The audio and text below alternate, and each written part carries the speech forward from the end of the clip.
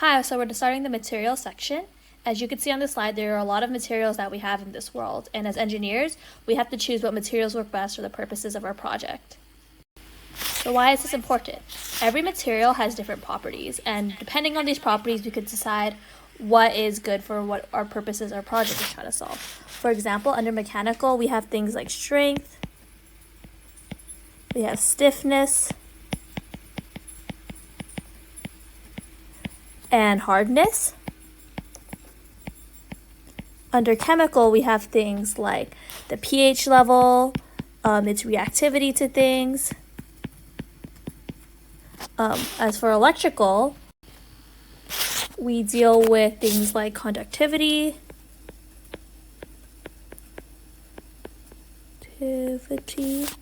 and as for thermal, we're going to be focusing on things like melting point,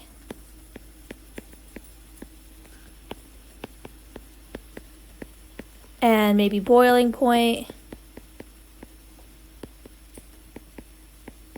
and things like that. So for the sake of our purposes, we're going to be focusing solely on the mechanical properties of materials. So strength, stiffness, and hardness. So let's get some keywords out of the way. Tension is going to be defined as a stretching of a material.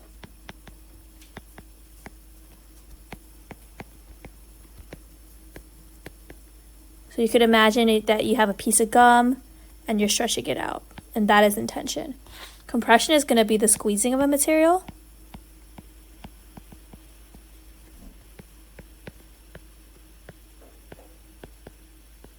And you could think of like maybe a stress ball that you're squishing in. Some other important words is stress.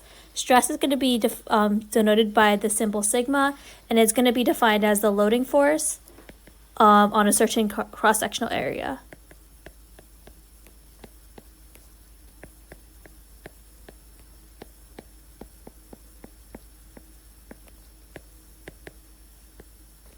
So for example, here we have the force F coming out of it, and we have the A cross-sectional area shown in green.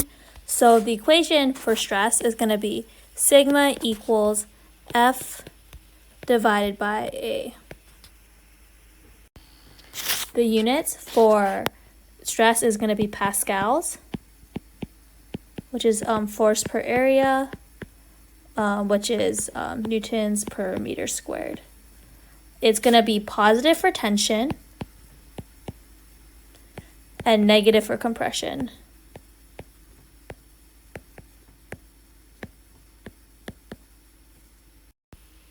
So there are different types of stresses depending on where the direction of the force is in respect to cross-sectional area. So for example, normal force is when the force is perpendicular to the cross-sectional area. Perpendicular.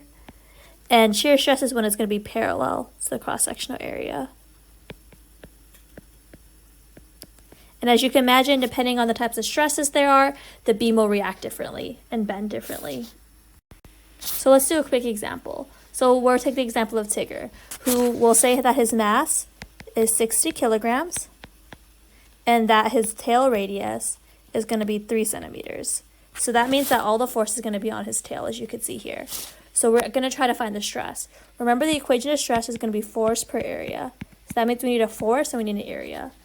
We could draw a free body diagram pretty easily, and we could see that the force that is on his tail is going to be mg. We know m and g is just gravity, so we know that force is going to equal to mg. And what about area?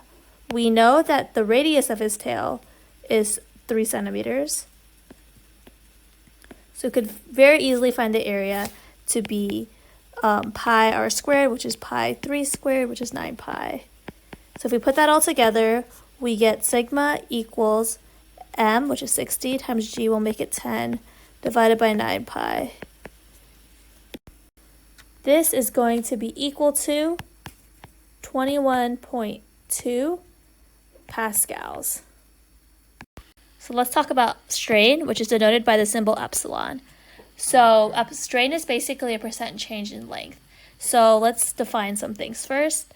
Let's define that the change in length of our beam is going to be equal to the final length minus our initial length. So epsilon in this case will be equal to the change in length divided by the original length. It is unitless, meaning that it has no units to it, and it is going to be positive for tension again, and negative for compression.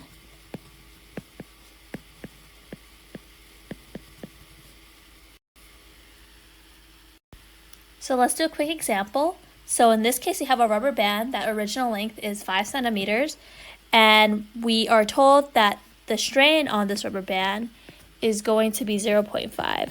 And now we're going to try finding the final length of the rubber band. So we know the equation for epsilon is going to be equal to the change in length divided by the original length. And we could further expand this to being the final length minus the initial length all over the initial length. And now we could solve for things. We know epsilon is 0.5. We're trying to find the length final minus 5 over 5. Solving for this, we're going to get the length final is equal to 7.5 centimeters. So a good double check is to see that if our signs make sense. So when we stretch a rubber band, it's going to be in tension, and we have an epsilon that is positive, and we get that our length final is bigger than our length initial. So that's a good check. So that's the end of our lesson for Intro to Materials. Now for the next lesson, we're going to be going over stress strain curves and failure points. So see you in the next video.